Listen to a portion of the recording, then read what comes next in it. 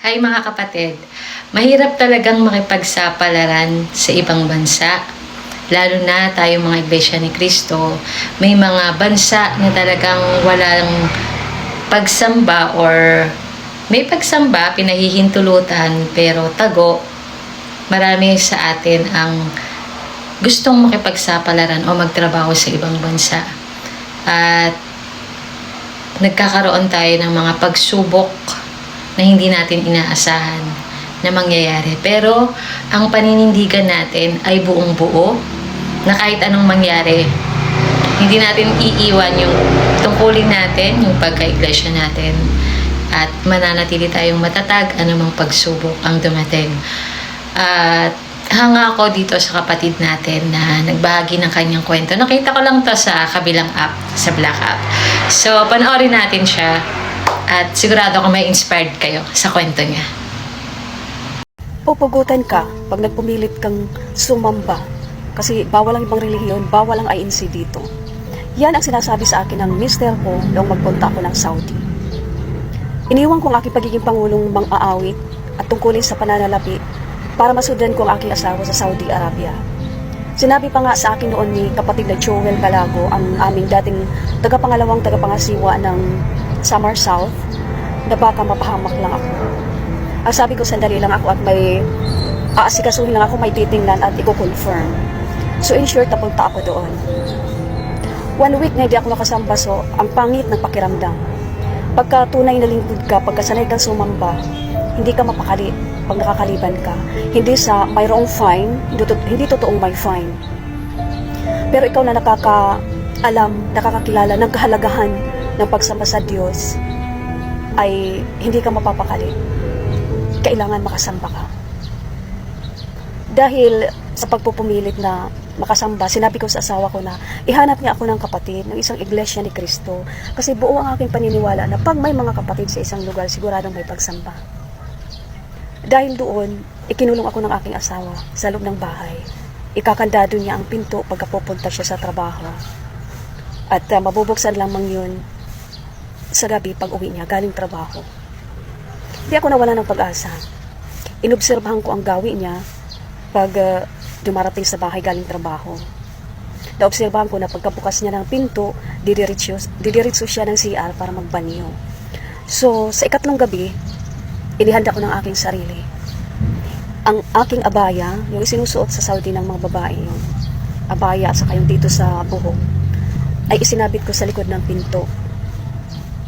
Dahil tatakas ako, hahanap ako ng kapatid.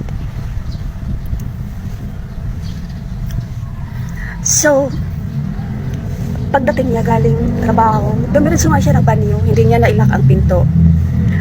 Pagkapasok niya ng banyo, kinuha kong abaya at saka yung sa ulo. Dindagli akong bumaba na sa katong palapag kami ng building. Gabi yun, lakad ako ng lakad. Hindi ako natakot kahit may mga nasasalubong ako, mga Saudi, mga iba-ibang lahi, mga lalaki. Naalala ko may dinaanan pa akong daanan na mga half meter lang. May mga nakakasalubong ako, mga lalaki, mga Arabo, nagugulat sila pag nakikita ko, pero awa ng Diyos, walang gumagalaw sa akin. Hanggang sa nasumpungan ko ang isang muski. Yung iba sa labas lang sigang kwentuhan, so tumampay ako dyan. Yung iba tingin ng tingin sa akin, nagtatawanan, siguro sinasabi ang ginagawa ng babaeng ito dito. Tapos sa tinatambayan ko sa tapat ng isang 4 na palapag na building, naalala ko, isinama ko ng mister ko dyan. Mga Filipina ang mga trabahante, dental clinic. So inobserbahan ko kung paano makakapasok. May mag-asawang Arabo na nag-doorbell. Tapos yun, pagkapasok nila, nag-doorbell din ako. Tapos yung intercom sa loob, nagsabi na sino, nagtanong. Sabi ko, Helen ako, asawa ni ganito gano'n na network administrator ninyo. So yung pinagbuksan ako. Tapos yun, sinabi ko, nagtatago ako sa asawa ko. Yung paglabas ko na yun, pagtakas ko na yun, may dala ko mga papel na nagagamitin ko sa asawa ko para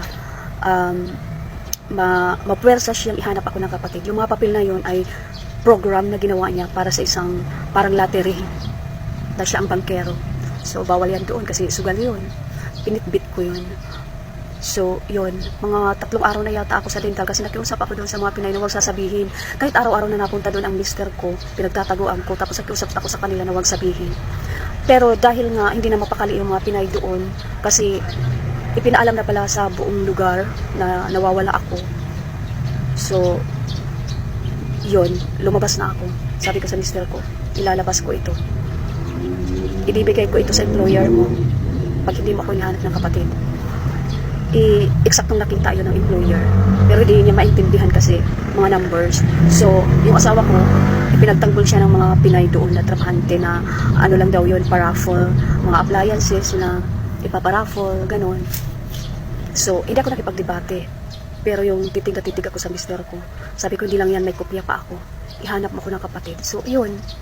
May mga kilala naman pala siyang kapatid sa lugar na iyon. So, isinama niya ako. At nagkataon na isang ADP manager, Pangulong Diacono, yung kakilala niya, merong mga Diacono doon. Tapos at ang asawa ng Pangulong Diacono, asawa ng ADP manager, secretary din niya. So yun, ipinakilala ako, laking tuwa ko. Andiyan lang naman pala, nasa taas ng bundok, hospital. So yun, nalaman ko na may ginagawa silang pagsamba. Natuwa ako. Tapos, nagtanong mo pwede na rin magtrabaho kasi magandang hospital yun. Malaki kita talaga, tinitingala sa buong lungsod ng bayan, doon sa taas. Nung mag-exit na yung isang computer operator ng pharmacy, umuwi na ng Pilipinas. So, ako ang ipinalit. Yun, doon na nagsimula. At saka, nakasamba na ako.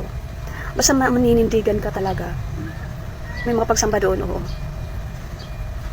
Hindi pinakikialaman. Kahit alam ng employer, alam ng big boss na may nangyayaring ganun. Walang nakikialam. Walang gumagalaw. So, yun ang pinto ng aking paninindigan. Walang makahadlang sa isang tunay na mananampalataya at kumikilala ng kanyang kahalalan. Ipaglalaban ang kanyang pananampalataya. Sukdo lang magpusta ng buhay. Maring hindi ninyo kayo may Iglesia ni Cristo, maring tinatawanan ninyo ganito, pero pag nalaman nyo kung ano talaga ang responsibilidad natin, kaya tayo nilalang ng Diyos.